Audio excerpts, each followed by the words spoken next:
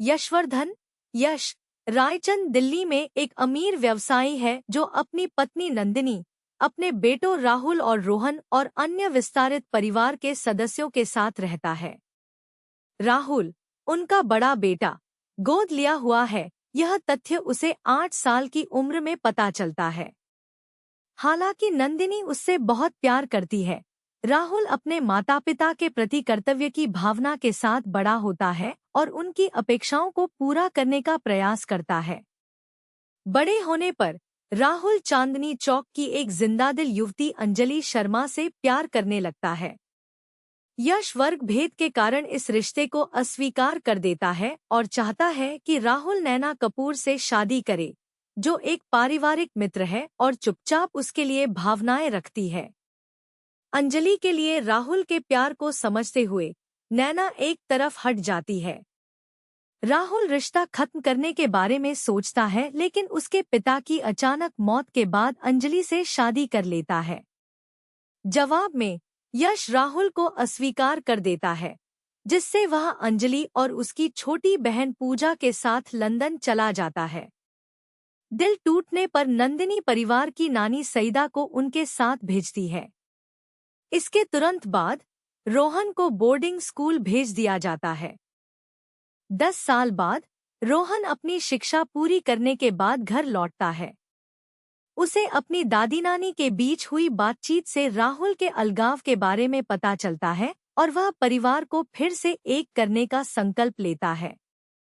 वह लंदन में MBA करने की अनुमति मांगता है और इसे राहुल को खोजने का बहाना बनाता है। आगमन पर वह पूजा से फिर से जुड़ता है, जो अब एक विश्वविद्यालय की छात्रा है। साथ में वे राहुल और अंजलि को वापस भारत लाने की योजना बनाते हैं। अपनी पहचान छिपाने के लिए पूजा रोहन को राहुल से यश के नाम से मिलवाती है, जो भारत से आया उसका चचेरा भाई है। हालांकि हिचकिचाहट के बावजूद राहुल उसे रहने की अनुमति देता है। रोहन अपने भतीजे क्रिश के साथ घुल-मिल जाता है और पूजा के साथ उसका रोमांटिक रिश्ता बन जाता है।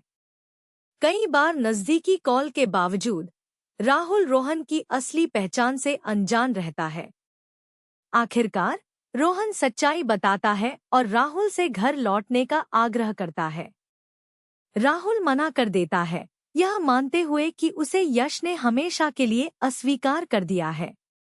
उसका मन बदलने की उम्मीद में पूजा रोहन को अपने माता-पिता को लंदन आमंत्रित करने के लिए प्रोत्साहित करती है। नंदिनी और यश आते हैं, जबकि नंदिनी भावनात्मक रूप से राहुल के साथ फिर से जुड़ जाती है। वह अपने पिता से बचता है। यश को रोहन के धोखे के बारे में पता चलता है और वह क्रोधित हो जाता है। यश की मां की मृत्यु के बाद परिवार भारत लौट आता है। राहुल अंतिम संस्कार में शामिल होता है और रोहन और पूजा के आग्रह पर नंदिनी की खातिर कुछ समय के लिए वापस आने के लिए सहमत हो जाता है। दिल्ली में परिवार अंजलि का औपचारिक स्वागत करने की तैयारी करता है और रोहन और पूजा की सगाई की घोषणा की जाती है। समारोह के दौरान यश सार्वजनिक रूप से राहुल को अस्वीकार करने के लिए खेद व्यक्त करता है और स्वीकार करता है कि उसके सख्त स्वभाव के बावजूद वह हमेशा उससे प्यार करता था। दोनों एक भावनात्मक पुनर्मिलन में फिर से मिलते हैं। फिल्म रोहन और पूजा की शादी के जश्न के साथ समाप्त होती है, जो रायचंद परिवार की एकता की बहाली का प्रतीक है।